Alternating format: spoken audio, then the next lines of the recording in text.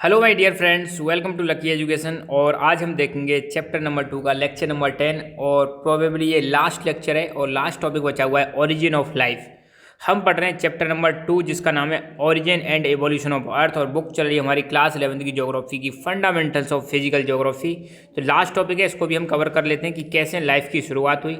अभी तक हमने देखा था कि कैसे अर्थ का ओरिजिन हुआ, कैसे प्लैनेट्स बने, कैसे आपके स्टार्स बने, अर्थ में भी आपका लिथोस्फीयर, हाइड्रोस्फीयर और एटमॉस्फेयर कैसे कैसे बने, ये सारी चीज़ हमने देख ली है। अब हम लाइफ के बारे में देखेंगे, ठीक है।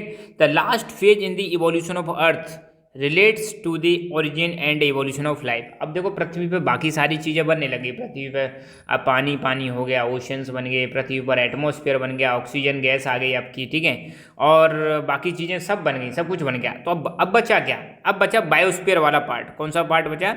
बायोस्फीयर। बायोस्फीयर मतलब जहाँ पर आपको प्लांट्स एनिमल्स दोनों देखने को मिलेंगे, उसको हम क्या बोलते हैं? बायोस्फीयर बोलते हैं। और बायोस्फीयर वो पार्ट होता है जहाँ पर आपको वाटर के साथ साथ एयर के साथ साथ लैंड, ये तीनों पार्ट जहाँ पर हैं वहाँ पर आपको दिखेगा बायोस्फीयर। तो लास्ट फेज कौन सा है अर्थ के एवोल्यूशन में? Evolution of life and origin of life. कैसे लाइफ का ओरिजिन हुआ और कैसे फिर उसका इवोल्यूशन हुआ, ठीक है। कैसे ओरिजिन मतलब कैसे शुरुआत हुई, और शुरुआत होने के बाद कैसे उसमें जो डेवलपमेंट हुआ उसको हम क्या बोलते हैं? इवोल्यूशन। क्या क्या चेंजेज आए। It is undoubtedly clear that initially the earth or even the atmosphere of earth was not conducive for the development of life। ये बिल्कुल क्लियर है, इसमें कोई संदेह नहीं है कि शुरुआत में जो हमारी पृथ्वी थी या फिर शुरुआत में जो पृथ्वी का एटमॉस्फेयर था वो वाकई में कंड्यूसिव नहीं था। किसके लिए? लाइफ के डेवलपमेंट के लिए। कंड्यूसिव का मतलब बिल्कुल उपयुक्त नहीं था कि लाइफ का डेवलपमेंट हो सके। क्योंकि शुरुआत में आपने सुना, आपने पढ़ लिया अब तक कि शुरुआत में अर्थ हमारी बहुत ज़्यादा गर्म थी, आग का गोला थी, बहुत ज़्यादा गर्म थी, टेम्परेचर बहुत ज़्यादा था। तो ऐसे केस में बताओ लाइफ कहाँ से एवॉल्व होगी? एटमॉस्फेयर शुरुआत में हाइड्रोजन हीलियम गैसेस थी, तो उसमें लाइफ पॉसिबल नहीं, क्योंकि आपको पता है जीने के लिए हमें ऑक्सीजन गैस चाहिए, वो तो बनी नहीं। तो अपना जो प्रीमोर्डियल एटमॉस्फेयर था उसमें हाइड्रोजन हीलियम गैसेस हुआ करती थी।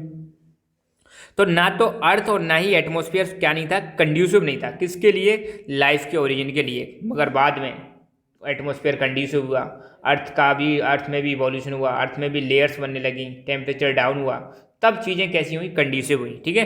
तो modern scientist refer to the origin of life as a kind of chemical reaction which first generated complex organic molecules and assembled them. आज के जो साइंटिस्ट हैं वो क्या मानते हैं, मॉडर्न साइंटिस्ट, की जो लाइफ का ओरिजिन हुआ है ना वो एक प्रकार की केमिकल रिएक्शन से हुआ है। किससे हुआ है? एक प्रकार की केमिकल रिएक्शन हुई। सबसे पहले कॉम्प्लेक्स मॉलिक्यूल्स बने, ऑर्गेनिक मॉलिक्यूल्स बने। और ये जो कॉम्प्लेक्स ऑर्गेनिक मॉलिक्यूल्स हैं ये असेंबल्ड हुए, अपने आप को इन्होंने क्या किया? असेंबल किया।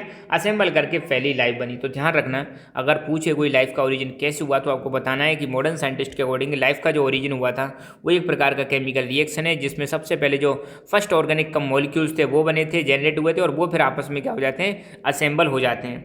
This assemblage was such that they could duplicate. मतलब जैसे ये ऑर्गेनिक कॉम्प्लेक्स ऑर्गेनिक मॉलिक्यूल्स जो थे असेंबल हुए, ये असेंबल होने के बाद, जैसे मान लो यहाँ पे असेंबल हो गए, ये बन गया, तो ये असेंबल होने के बाद इनकी ऐसी कैपेसिटी थी कि आपको अपने आप को डुप्लीकेट कर सकते हैं। मतलब एक में से कई सारे ऐसे ही मॉलिक्यूल्स बन सकते हैं। तो यही जीवन का नियम है, 1 से 2, 2 से 4, 4 से 8 ऐसे करके बढ़ते चले आते हैं। तो यही बहुत इंपॉर्टेंट है। पहले तो कॉम्प्लेक्स ऑर्गेनिक मॉलिक्यूल बने, उन्होंने अपने आप को असेंबल किया, और असेंबल करने के साथ साथ इनमें इतनी पावर थी कि अपने आप को डुप्लीकेट कर सकते हैं। 1 से 2 कर सकते हैं, 2 से 4 कर सकते हैं, 4 से 8 कर सकते हैं, ठीक है। And converting in animate matter into living substance. और ये क्या कर सकते हैं? इनएनिमेट मतलब जिसमें कोई जान नहीं है, निर्जीव है, उसको किस में कन्वर्ट कर सकते हैं? लिविंग सब्सटेंस में कन्वर्ट कर सकते हैं। तो हम कह सकते हैं कि जो हमारी लाइफ की ओरिजिन हुआ था वो किससे हुआ था? ठीक है, नॉन लिविंग थिंग्स से। लिविंग थिंग्स में हमारी लाइफ कन्वर्ट हुई थी, इनऑर्गेनिक मैटर से, या फिर ऑर्गेनिक मैटर कन्वर्ट हुआ, या फिर हम कह सकते हैं इनएनिमेट मैटर से क्या बना? लिविंग सब्सटेंस बना। तो यहाँ पे दोबारा बता रहा हूँ, ये लाइन बहुत इंपॉर्टेंट है। लाइफ का जो ओरिजिन हुआ था एक केमिकल रिएक्शन का मतलब रिजल्ट है। इसमें क्या हुआ था? सबसे पहले कॉम्प्लेक्स ऑर्गेनिक मॉलिक्यूल्स बने, उन्होंने अपने आप को असेंबल किया, और इसमें इतनी पावर थी ये असेंबल करके अपने आप को डुप्लीकेट भी कर सकते हैं, और इनएनिमेट मैटर को लिविंग सब्सटेंस में कन्वर्ट कर सकते हैं। इनएनिमेट मतलब नॉन लिविंग, उसको किस में कन्वर्ट कर सकते हैं? लिविंग सब्सटेंस में कन्वर्ट कर सकते हैं। अच्छा, the record of life that existed on this planet in different periods is found in rocks in the form of fossils. अब हमारी पृथ्वी पर अलग अलग टाइम पर अलग अलग लाइफ फॉर्म हुआ करता था।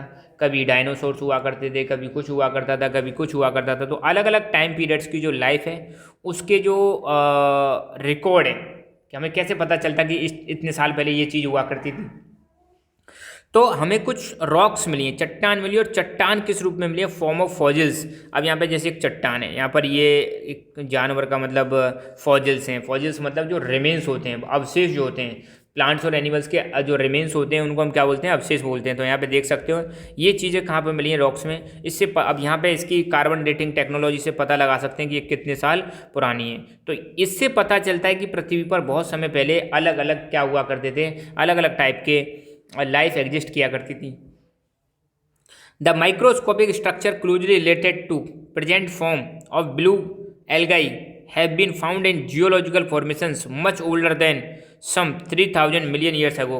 तो आज की डेट में जो ब्लू एल्गी पाई जाती है ये आज से बहुत पहले, इसका मतलब देखें तो आज से लगभग 3000 साल पहले भी इसके मतलब क्या मिले, प्रमाण मिले इस चीज़ के। ठीक है, तो ये जो ब्लू एल्गी है ये बहुत पुरानी है, आज की नहीं है, बहुत पुरानी है, लगभग 3000 साल पुरानी है, 3000 मिलियन ईयर से वो पुरानी है। ठीक है, तो ये हम कह सकते हैं कि इतने साल पहले इसका क्या हो गया था, एवोल्यूशन, या आज भी है, एग्जिस्ट करती है। ठीक है, it can you assume that life began to evolve some time 3800 million years ago. तो ऐसा माना जा सकता है कि जो लाइफ की शुरुआत हुई थी वो कब हुई थी?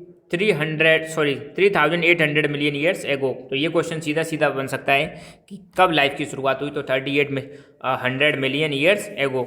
The summary of evolution of life from unicellular bacteria to modern man is given in geological time. अब कैसे यूनिसेलुलर बैक्टीरिया से मॉडर्न मैन बना, इसकी पूरी कहानी जियोलॉजिकल टाइम में दे रखी है कि शुरुआत में इंसान ऐसे था, फिर ऐसे हुआ, फिर ऐसे, और आज की डेट में ऐसा इंसान है। ठीक है, तो ये जियोलॉजिकल टाइम स्केल है, इसको आप देख लेना एक बार। यहाँ से स्टार्ट हो रही है कि सबसे पहले बिग बैंग की घटना हुई, यूनिवर्स का ओरिजिन हुआ, फिर सन का ओरिजिन हुआ, फिर एटमॉस्फेयर में कार्बन डाइऑक्साइड बहुत ज़्यादा थी, ओशियंस कॉन्टिनेंट्स बने, और blue green algae unicellular bacteria बना, फिर सॉफ्ट बॉडी आर्थ्रोपोड्स बने, फिर इसके बाद यहाँ पे कई सारी चीज़ें रखी, ये बनती गई, और मॉडर्न मैन जो होमो सेपियंस है ये कब बना? ये इतने साल पहले बना। ठीक है, तो ये चीज़ इसमें पूरी दे रखी है, तो एक बार इसको आप नज़र मार के देख लेना। ठीक है ना, तो यहाँ पर हमारा चैप्टर पूरी तरह से कंप्लीट होता है। सेकंड वाला जो चैप्टर हमने कंप्लीट कर लिया है। अब इसके बाद हम थर्ड वाला चैप्टर कंप्लीट करेंगे और ज्योग्राफी की सीरीज को हम आगे बढ़ाएंगे। आई होप आपको चीज़ें इंटरेस्टिंग लग रही होंगी, मज़ा आ रहा होगा, और बस चीज़ों को रिवाइज करते रहो, बार बार रिवाइज करो, जब तक माइंड में सेट ना हो जाए तब तक रिवाइज करो। कुछ चीज़ें बेसिक्स हैं, बेसिक्स वाले वीडियो आप ज़रूर देखें ताकि आपको चीज़ें क्लियर रहें। ठीक है, तो मिलते हैं नेक्स्ट लेक्चर में नेक्स्ट चैप्टर के साथ। तब तक के लिए खुश रहो, मुस्कुराते रहो। जय हिंद, जय भारत।